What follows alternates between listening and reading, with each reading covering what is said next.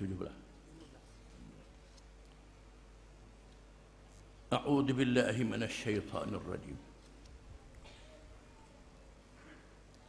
Fa ammal insanu idza mabtalahu rabbuhu fa akramahu wa na'amahu fa yaqulu rabbi akraman. Wa amma idza mabtalahu faqadara 'alaihi rizqahu fa yaqulu rabbi ahanan. Kalla bal la tukrimuna al-yatim ولا تحاضون على طعام المسكين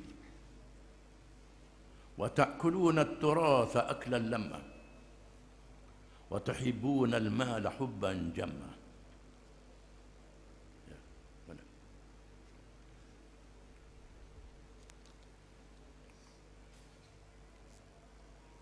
Maksudnya dalam pada itu manusia tidak menghiraukan balasan akhirat.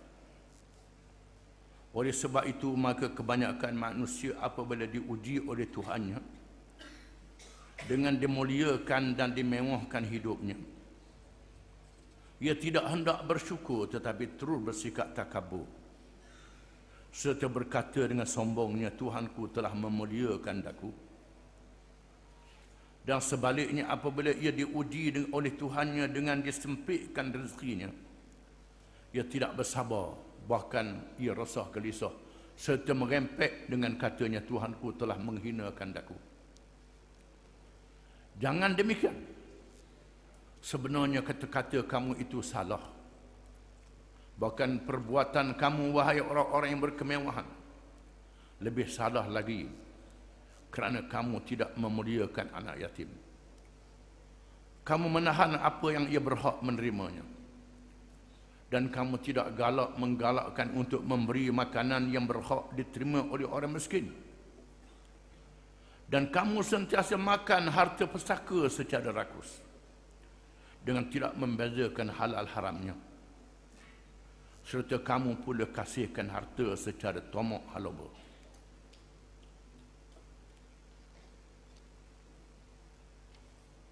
Setelah disebut dalam ayat-ayat yang terdahulu bagaimana kaum-kaum yang maju dan bertamadun, termasuk yang berkuasa besar memerintah negara, seperti kaum 'Ad, kaum Thamud, kaum Fir'aun. Begitulah juga sepertinya apabila mereka mendurhakai Allah, kuasa besar mereka, harta kekayaan mereka, tidak boleh mempertahankan diri mereka daripada hukum Allah. Mereka dibinasakan oleh Allah di atas dunia apabila mereka melawan rasul-rasul yang dilantik oleh Allah. Begitulah juga mereka dihukum ke dalam neraka pada hari kiamat. Walaupun Allah Ta'ala menunjukkan contoh sejarah yang banyak di atas muka bumi, namun ramai manusia yang tidak sedar dan insaf. Fa'ammal insanu idza mabtalahu rabbuhu fa'akramahu wa na'amahu fayaqulu rabbi akraman. Maka adapun manusia itu, apabila Tuhan yang mengujinya dengan memuliakannya dan memberi nikmat kepadanya, tiba-tiba dia berkata, Tuhan menjadikan aku mulia, memuliakan aku. Bila Tuhan jadi dia kaya, dia berkuasa, dia sombong pula. Aku cerdik, aku pandai, mu bodoh. Kata orang lain bodoh. Dah mu bodoh, susahlah. Aku cerdik, kayalah aku. Sedap cakap. Lupa bahawa kekayaan itu adalah ujian daripada Allah Subhanahu wa Ta'ala. Cobaan daripada Allah. Jangan main-main. Mu jadi kaya, mu jadi besar, mu jadi cerdik, mu jadi pandai, itu kurnia daripada Allah. Tuhan beri kamu. Bukan beri saja. Tuhan nak ujimu. Tuhan nak cobamu. Dengan kemuliaan yang diberi oleh Allah, harta yang banyak, kekayaan, kesenangan, Allah Ta'ala nak uji Disebut dalam ayat yang lain, ayahsabuna annama nubiruhum bihi min malin wa banin nusari'u lahum fil khairati bal la yash'urun. Adakah mereka mengira bahawa kami berikan kepada mereka harta-harta, anak-anak, pengikut-pengikut yang ramai? Kami segerakan kepada mereka dengan kebaikan-kebaikan itu. Bahkan mereka itu tidak sedar. Tak sedar bahawa itu semua adalah ujian daripada Allah Subhanahu wa taala, cobaan daripadanya. Lalu dia berkata, "Nak warna Tuhan aku jadi gini, mu bodoh. Mu tak erti.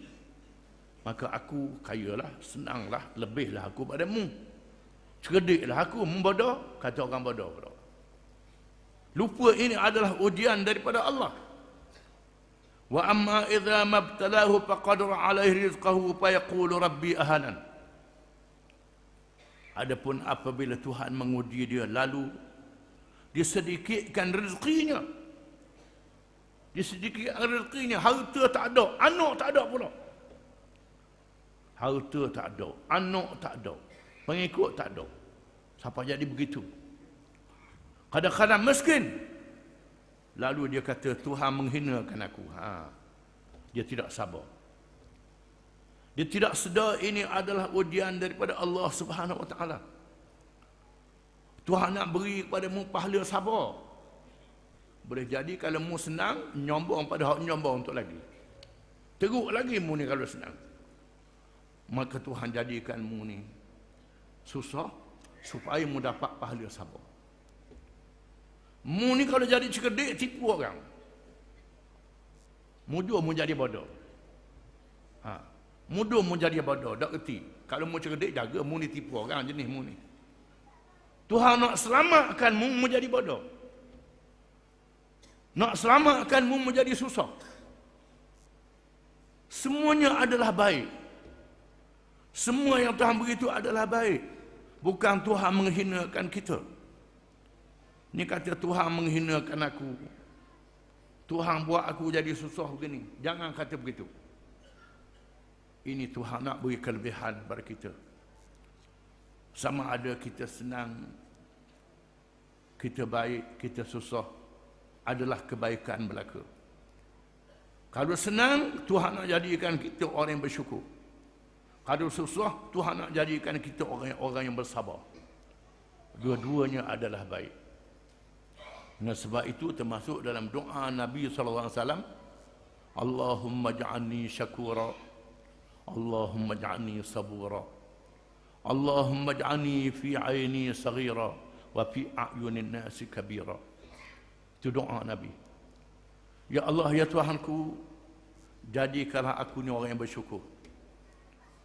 Ya Allah, ya Tuhanku, jadikanlah aku orang yang sabar.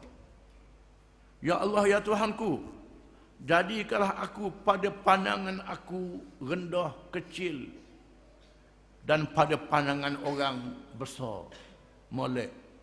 Ini doa Nabi. Nabi minta doa supaya Tuhan jadikan dia orang yang bersyukur. Kalau diberi kesenangan, syukur. Doa minta jadi orang yang sabar. Kalau susah, sabar. Doa minta nampak diri kita ni rendah, hina, rasa begitu. Jangan orang nampak kita lebih, tak apa. Jangan kita nampak kita lebih, orang nampak kita kecil. Itu tak betul. Minta Tuhan jadikan pada pandangan aku sendiri kecil, pada pandangan orang besar. Itu doa Nabi SAW. Kemudian Tuhan sebut, kalla bal la tukrimuna al-yatim. Bukan begitu. Apa yang Tuhan buat itu adalah untuk menguji kamu. Bahkan perangai kamu ni ada, Tuhan kata. Ada benda tak molek. Bal la tukrimuna al-yatim. Bukan kamu tidak memuliakan, tidak menunaikan tanggungjawab memelihara anak-anak yatim. Wala tahadduna ala ta'amil miskin. Dan kamu tidak menggalakkan untuk membantu memakan orang-orang miskin. Tuhan kata, ini perangai yang ada pada kamu. Anak yatim kamu biarkan, orang miskin kamu biarkan. Wa ta'kuluna at-turatha aklan lamma. dan kamu makan harta pusaka dengan serakus-rakusnya, tak kehala dan haram. Ini di antara perangai orang-orang Arab di zaman jahiliah. Zaman jahiliah Arab dulu, jahiliah sekarang pun ada juga perangai ni. Anak yatim dimuliakan. Di sini berbeza di antara Islam dengan kapitalis, sosialis dan komunis. Di mana dalam dunia hari ini mereka yang belajar ilmu ekonomi hanya mengenali dua mazhab. Ada mazhab juga ekonomi pun bukan pekoh saja. Pekoh ada mazhab, politik ada mazhab, tasawuf ada mazhab, akidah ada mazhab. Dalam ilmu ekonomi yang dikenali oleh dunia ada dua mazhab. Satu dikenali dengan mazhab kapitalis ataupun liberal kapitalisme. Satu dikenali dengan sosialisme. Sosialisme ini pecah dua. Ada sosialis yang lembut, sosialis, ada sosialis yang keras, disebut dengan komunisme. Sosialis juga, tapi cara keras. Ini dua mazhab yang dipahami oleh manusia dalam dunia hari ini dari segi ekonomi. Pahaman liberal kapitalisme memberi kebebasan kepada orang perseorangan untuk cari harta sebanyak-banyaknya. Berlomba cari harta sebanyak-banyaknya. Tak ada perhitungan dosa dan pahala pada dia. Walaupun dia bantu orang miskin ada juga, tapi tindah lebih banyak. Kena kaya ke dia je. Di mana mazhab liberal kapitalisme untuk orang kaya zalim terhadap orang miskin. Menindas orang miskin. Dia tak mahu orang lain kaya macam dia. Kalau orang lain kaya macam aku juga, berlomba susah aku berlawan dengan aku pula. Biar susah gitulah, beri berim cukuplah. Ni gelak ni. Cukuplah, jangan dia jadi kaya, jangan beri bantu je. Jangan siapa dia jadi kaya juga. Sekadar boleh hidup je, boleh nyawa je. Ini liberal kapitalisme. Yang keduanya ialah sosialis yang lembut ataupun komunis.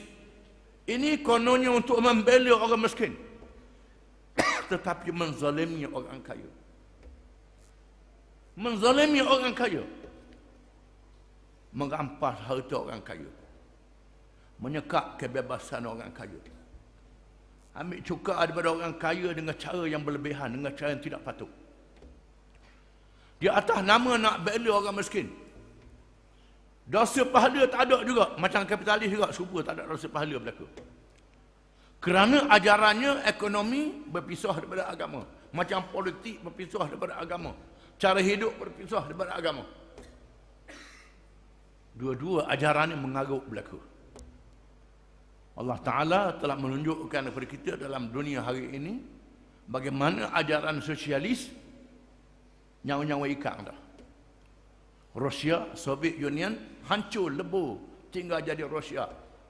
Cina komunis terpaksa lari daripada sosialis, ambil kapitalis juga dalam negara dia kononnya, tapi dosa pahala tak ada juga. Ini ajaran sosialis hancur lebur dan kapitalis juga hancur lebur, menghalalkan riba, kebebasan ekonomi yang selalu melonjak, tak ada dosa dan pahala, berlomba ekonomi sehingga duit banyak pada barang, duit laju pada barang. Bila duit tu laju pada barang tidak seimbang, menyebabkan harga barang naik. Berlakulah berbagai-bagai kesusahan dalam kehidupan manusia yang boleh mencetuskan peperangan. Kalau orang dia kelahi, antara negara-negara boleh berperang, boleh berlaku perang dunia. Ini kerana dasar ekonomi yang tidak ada roh. Adapun Islam kita melayani orang kaya dengan batasnya, melayani orang miskin dengan batasnya. Ada perhitungan dosa dan pahala. Kepada orang kaya disuruh bersyukur, orang miskin disuruh bersabar, disuruh bekerja. Orang kaya disuruh zakat, wajib. Nafkah, wajib. Tolong orang susah, wajib. Bukan saja yang wajib ni zakat dengan nafkah anak bini, Termasuklah juga kalau ada orang lapar, orang susah di kampung, orang kampung telok dia habis buah kampung, dosa belaka. Dosa belaka. Ini wajib. Yang kita ingat wajib tu zakat saja. Di sana ada sedekah yang sunat, ada yang sedekah meningkat jadi wajib. Ini ajaran Islam. Dan Islam mengajar pula tolong anak yatim pahalanya besar. Nabi sebut, ada dalam hadis Nabi sebut, ana wa kafilul yatain fil jannati kahataini. Aku dan orang yang jaga anak yatim dalam syurga macam ni, kata Nabi. Nabi tunjuk jari telunjuk dengan jari tengah. Macam jari telunjuk berepek dengan jari tengah. Begitulah aku dengan orang yang jaga anak yatim, kata Nabi. Islam menggalakkan jaga anak yatim. Dan menggalakkan tolong orang miskin. Dapat pahala besar. Wajib jaga keluarga, anak beranak yang susah. Ini dia ajar oleh Islam. Apa yang dia ajar oleh Islam ni ada roh. Dalam ekonomi ada perhitungan dosa dan pahala. Dalam kapitalis dan sosialis tak ada perhitungan dosa dan pahala. Di sini bezanya Islam dengan ajaran yang lain. Tuhan sebut perangai orang jahiliah. Wa ta'kuluna turasa aklan lamma. Kamu makan harta persaka, makan serakus-rakusnya. Zaman jahiliah dulu orang puang tak ada persaka, orang lelaki je persaka. Orang puang punyanya. Bila mari Islam, maka Islam meletakkan hukum faraid, hukum persaka. Islam meletakkan lelaki sekali ganda, perempuan kurang sikit. Pasal apa? Kerana orang lelaki wajib jaga adik-beradik puang dia. Kalau suami dia mati ataupun dicerai oleh suami dia, maka adik-beradik lelaki lah yang jadi wali jaga dia. Ini diajar oleh Islam. Dan sebab itulah lelaki sekali ganda persaka dia. Tanggungjawab. Ada perempuan, ada suami dia pula jaga lepas pada tu. Adik-beradik jaga dia. Ini hikmat. Dan di sana ada pula orang jahiliah. Sudahlah makan harta persaka serakus-rakusnya, gomoh habis ke dia pula. Ambil ke dia banyak. Adik-beradik lain boleh sikit tak apa. Ini perangai yang huduh. Tuhan kata wa ta'kuluna turata aklan lamma. Kamu makan persaka dengan makan ikut hawa nafsu, tak ke halal dan haram. Ini perangai kamu. Wa tuhibbunal mal hubban jamma. Kamu kasihkan harta dengan kasih yang melampau. Kasih ke harta, kasih yang melampau. Kasih yang sangat keji. Saya kerja ke harta, tak sayang ke nyawa. Kerja ke harta, tak sayang ke adik-beradik. Tak sayang pada keluarga. Tak sayang ke kawan. Ini kasih yang sangat melampau Tuhan. Aku tahu wahai manusia, ini perangaimu. Aku itu kan jadimu, aku tahulah. Perangai yang ada padamu. Oleh kerana itu kita kena balik kepada Quran. Balik pada agama.